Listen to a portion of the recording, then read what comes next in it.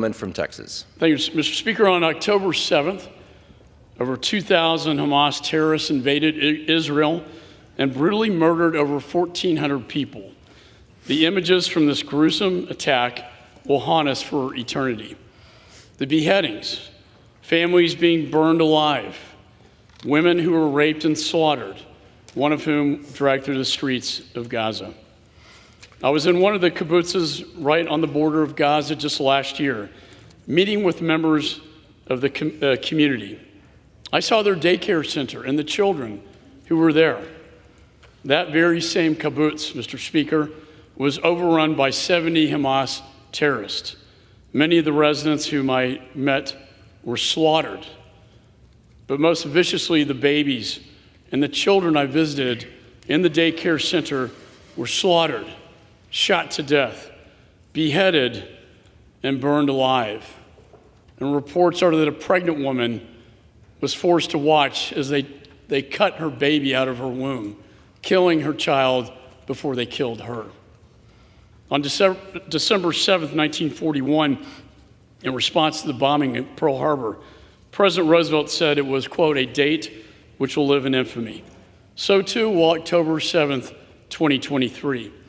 The United States must stand resolute and use every tool at our disposal to support our friend and ally, Israel. Israel has been pulled into a war with the Iran-backed terrorist Hamas and the Palestinian Islamic Jihad, who have launched more than 8,000 rockets at Israel since this war started.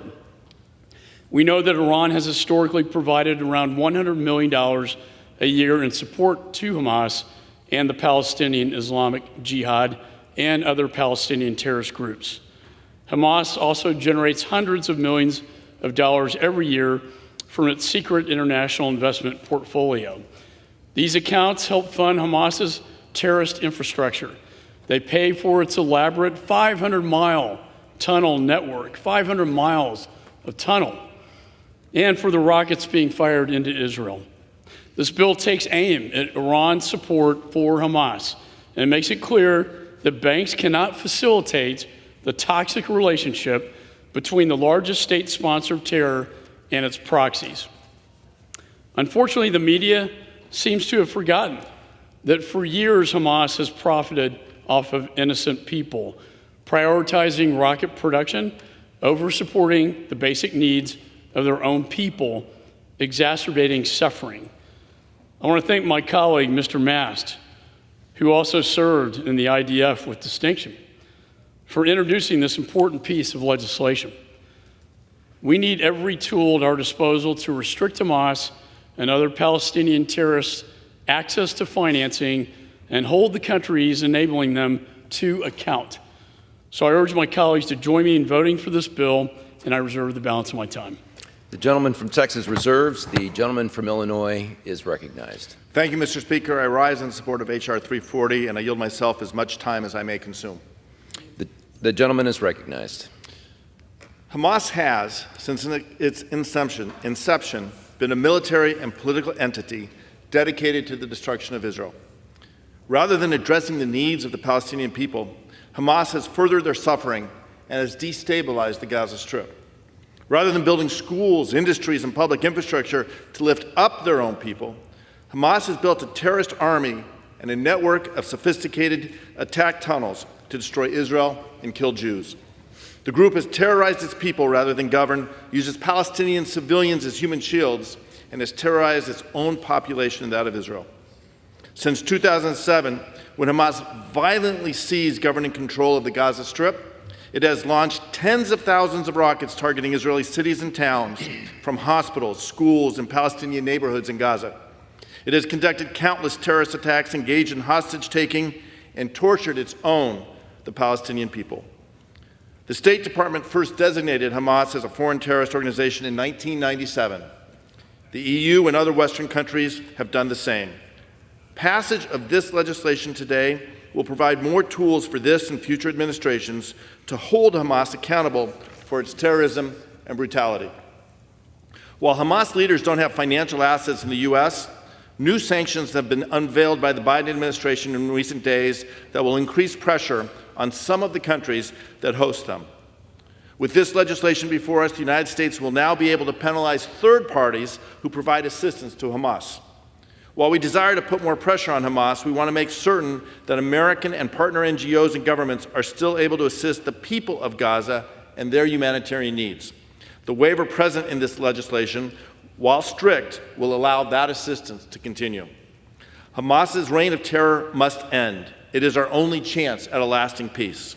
I reserve the balance of my time.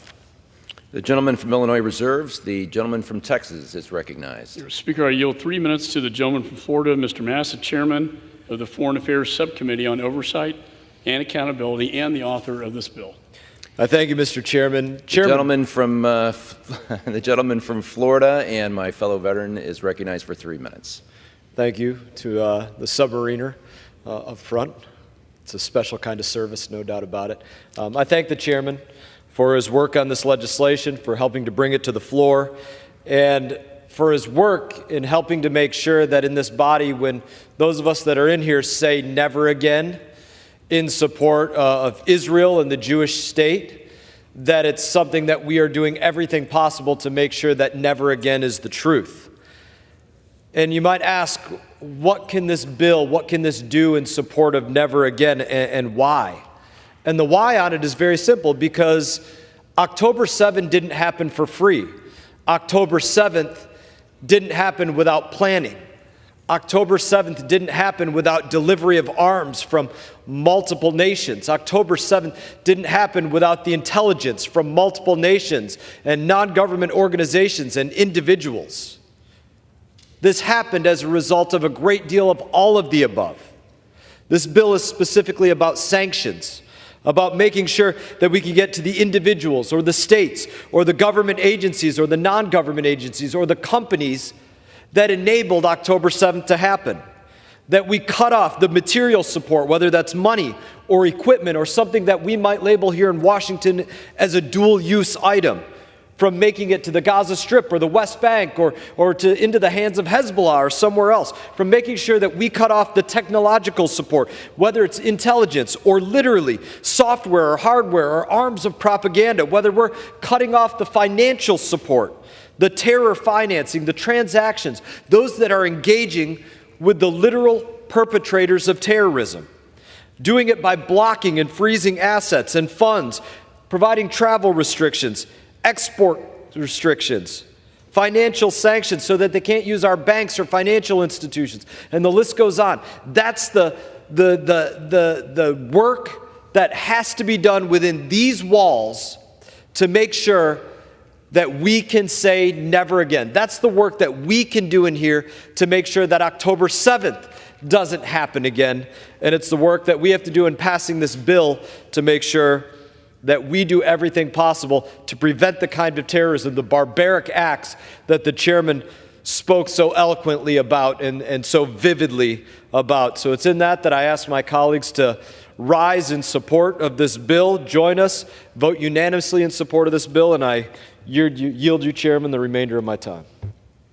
The gentleman from Texas reserves. The gentleman from Illinois is recognized. Thank you, Mr. Speaker. I am pleased to yield 3 minutes to my dear friend, the gentlewoman from North Carolina, Representative Kathy Manning, who is the vice-ranking member of the House Foreign Affairs Committee. The gentlewoman is recognized for 3 minutes. Thank you, Mr. Speaker, and thank you to my friend, Representative Brad Schneider, for yielding me time. I am proud to speak in support of H.R. 340, the Hamas International Financing Prevention Act, a bipartisan bill introduced by Representatives Brian Mast and Josh Gottheimer to impose sanctions on the terrorist group Hamas. On October 7th, we woke in horror to find Hamas's brutal and despicable terrorist attacks, firing rockets at innocent civilians, storming the Israeli border, invading Israel, going house to house, murdering babies, executing parents in front of their children, massacring 260 young people at a music festival. Hamas killed 31 U.S. citizens and more than 1,400 Israelis, while taking hundreds of innocent people hostage in Gaza, including babies and toddlers. Hamas terrorists are not militants. They are not freedom fighters. They are not a civil resistance movement. They are a brutal, foreign terrorist organization which is dedicated to the destruction of Israel and the murder of Jews. It is no secret that this is their goal. It is plainly stated in Hamas's founding charter. It is also important to recognize that Hamas has no regard for the lives of innocent Palestinian civilians in Gaza, the very people they rule over, who suffer under Hamas. Let there be no mistake. Hamas bears responsibility for their pain as well. All countries around the world should join the U.S. in demanding Hamas immediately release all the hostages currently held in Gaza. I am grateful that the Biden administration has imposed additional sanctions on senior Hamas officials and their financial backers. We need to continue to bring pressure to bear on Hamas and cut off their flow of resources. That is why this legislation would impose sanctions on foreign entities that provide material and financial support to Hamas and Islamic Jihad, while also providing for important humanitarian exemptions. Mr. Speaker, I thank my colleagues for their work on this bill. I urge all my colleagues to join me in supporting it, and I yield back the balance of my time. I reserve my time. The gentleman from Illinois reserves. The gentleman from Texas is recognized. Mr. Speaker, I reserve the right to close. The gentleman reserves. The gentleman from Illinois is recognized. Thank you, Mr. Speaker. I yield 2 minutes to the gentleman from Texas, Representative Joaquin Castro, an esteemed member of our Foreign Affairs Committee and the Western Hemisphere Subcommittee Chair. The gentleman is recognized for 2 minutes. Thank you, Speaker. I rise in opposition to H.R. 340. I unequivocally condemn Hamas's attack on Israel, which resulted in the deaths of over 1,400 innocent people and the kidnapping of hundreds of hostages, including American citizens. The United States has rightly designated Hamas as a terrorist organization since 1997, and I have fully supported sanctions on Hamas when they've come before the House in the past.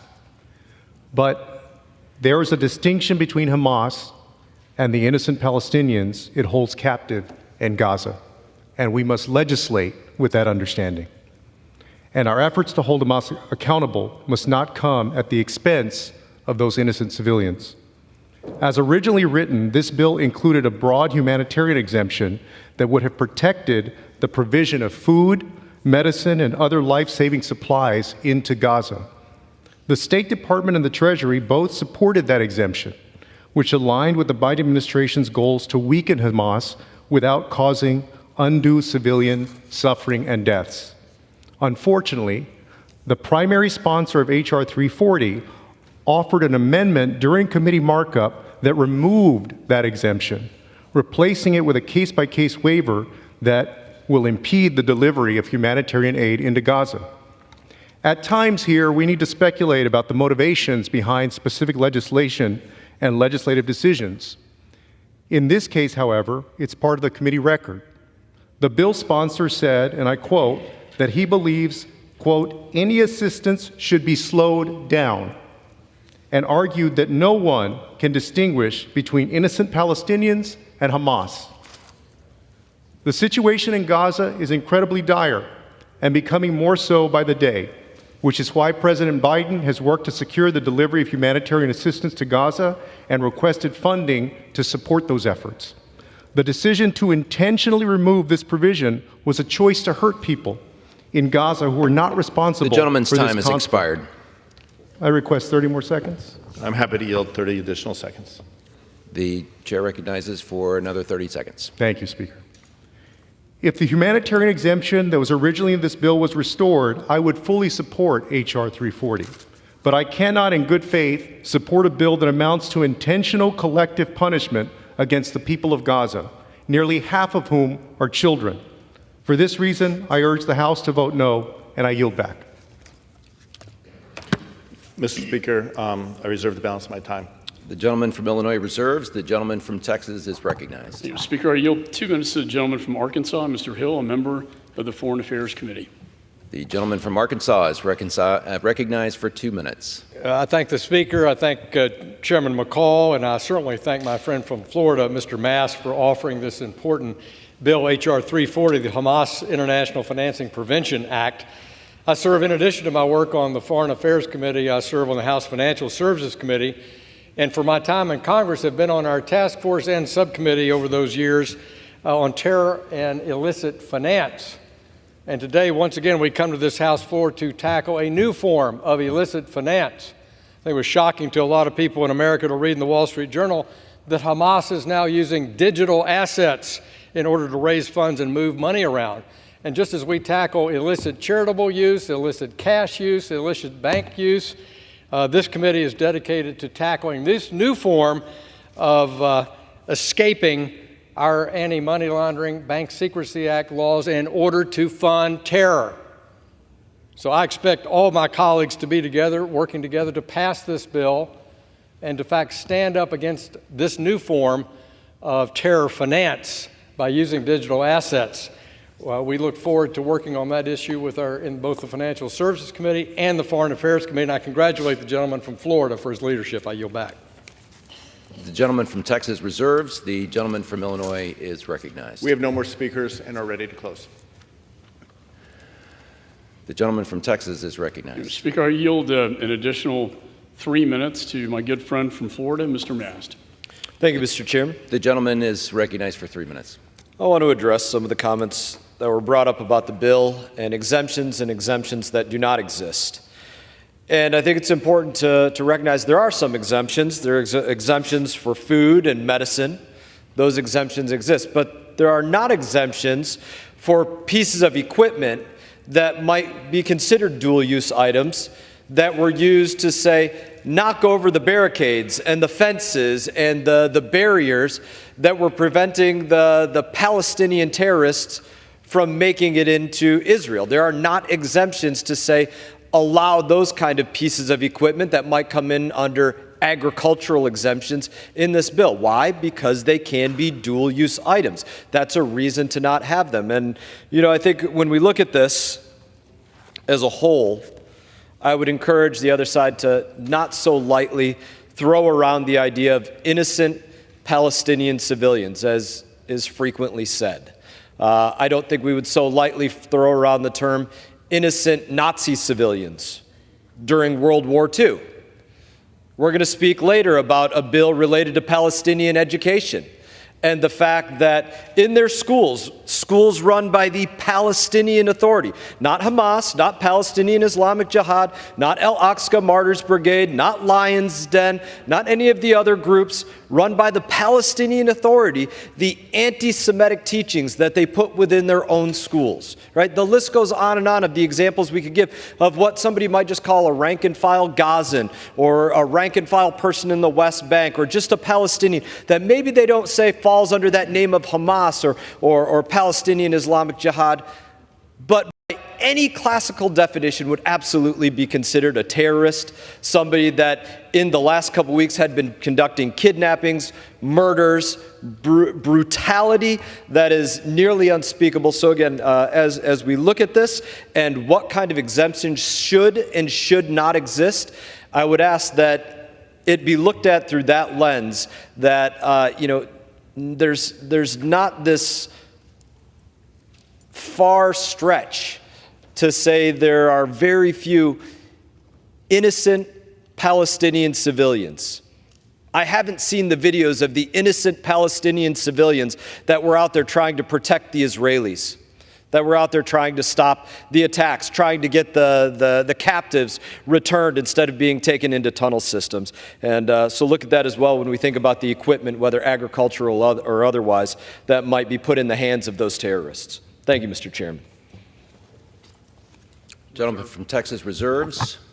The gentleman from Illinois is recognized. We are ready to close when the other side has called on all the speakers. Yeah, I'm prepared to close as well. Okay. The gentleman from Illinois is recognized to close. Thank you, Mr. Speaker. I yield myself as much time as I may consume. Without objection. Thank you. Mr. Speaker, H.R. 340 is an important effort to strengthen sanctions on Hamas, a genocidal terrorist organization who showed its true intent and core evil on October 7th when it crossed over a border, savagely massacred 1,400 people, took more than 240 people hostage, wounded thousands of others, and continues its assault, as it's written in its charter, to destroy the state of Israel and to murder Jews. I will remind my colleagues, if I can, that what we saw on October 7th was the worst day for the murder of Jews since the Holocaust. But I also believe it is important that unless we're talking about Nazis and the Holocaust, we are very careful, and most often we seek to avoid making comparisons. I also think it's important that as Israel prosecutes its war against Hamas, and it is against Hamas, not against the Palestinian people, we recognize the humanity of the civilians, all the civilians that are caught in the middle of this horrific war. Hamas is a terrorist organization and must be eliminated from being a threat to Israel, an oppressor of its people, and in control of Gaza. That's why this legislation is so critically important. We have to see the humanity of people. I'm a co-chair of the bipartisan, bicameral Abraham Accords Caucus. I've committed my life seeking and pursuing peace for Israel and its neighbors. The Abraham Accords Caucus recognizes for the first time that both Arabs and Jews belong to the same land, and records in its essence and in its being that by embracing each other, Arabs and Jews can not only live together, but lift each other up and lift the future for the same land. Hamas does not see that future. Hamas is a terrorist organization, is a threat to peace, a threat to Israel, a threat to democracy. I urge my colleagues to support this measure, and I yield back the balance of my time. The gentleman from Illinois yields. The gentleman from Texas is recognized. Mr. Speaker, I want to thank Mr. Schneider for his strong, passionate support, Ms. Manning and the author, Mr. Mast. And I think the gentleman makes a great argument. Hamas stands between the expansion of the Abraham Accords and the destruction of the Abraham Accords. They are the ones standing between peace in the Middle East and war, a war that they provoked, a war that was barbaric against our friend and ally Israel. It's impossible to overstate just how violent and horrific the terrorist attacks in Israel were. I've seen it. Don't tell me it didn't happen, because it's real. Nor can we underestimate the determination of Hamas itself. Their covenant explicitly states, quote, Israel will exist and will continue to exist until Islam will obliterate it, just as it obliterated others before it. I don't think it can be any more clear about your intent. Hamas has told us who they are and what they plan to do. Well, we need to act here in Congress, and we need to act now. So again, I want to thank Mr. Mast, Mr. Schneider, and I urge my colleagues to support this bill. I yield back the balance of my time. The gentleman